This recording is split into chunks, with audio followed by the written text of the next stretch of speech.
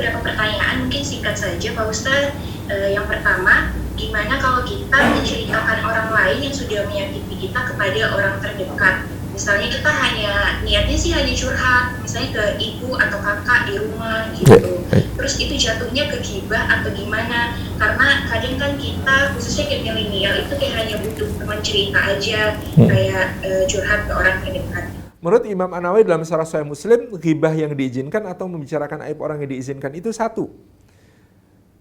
Diizinkan kalau kita menceritakan kepada orang yang bisa menawarkan solusi atau jalan keluar dari satu masalah. Contoh, ada yang dalam rumah tangganya.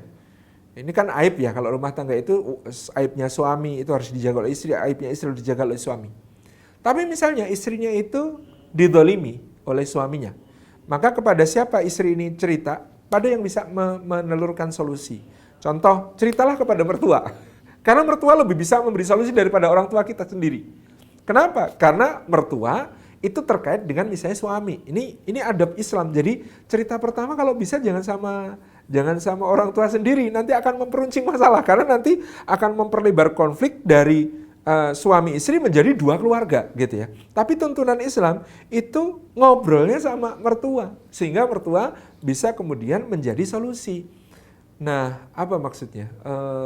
Makanya bagus istri itu hubungannya harus baik sama ibu mertua, sama bapak mertua. Kenapa? Karena mereka yang bisa memberi solusi kalau ada masalah sama suami. Demikian pula sebaliknya. Ini tuntunan Islam. Jadi ceritalah kepada orang yang bisa memberi solusi. Ini diizinkan. Jadi membuka aib itu boleh dengan syarat ini. Untuk dicarikan solusi. Yang kedua, diperbolehkan gitu ya, kalau itu adalah urusan pengadilan. Kalau kita lagi jadi saksi, ya jadi saksi itu harus disumpah, harus bicara benar, ya harus bicara benar, bukan untuk menutupi aib saudara gitu ya. Tersangkanya saudara kita, lalu kita dalilnya kita harus menutupi aib saudara kita. Enggak boleh, karena itu disumpah atas nama kebenaran untuk menyampaikan persaksian yang betul. Jadi di situ tidak boleh menutupi aib, gitu. Di situ boleh menyampaikan aib orang. Jadi itu termasuk tidak termasuk ghibah yang dilarang.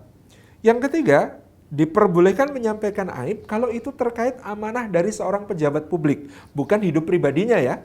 Kalau ada seorang pejabat publik melakukan maksiat pribadi, nggak boleh kita bongkar-bongkar maksiat pribadinya itu, nggak boleh.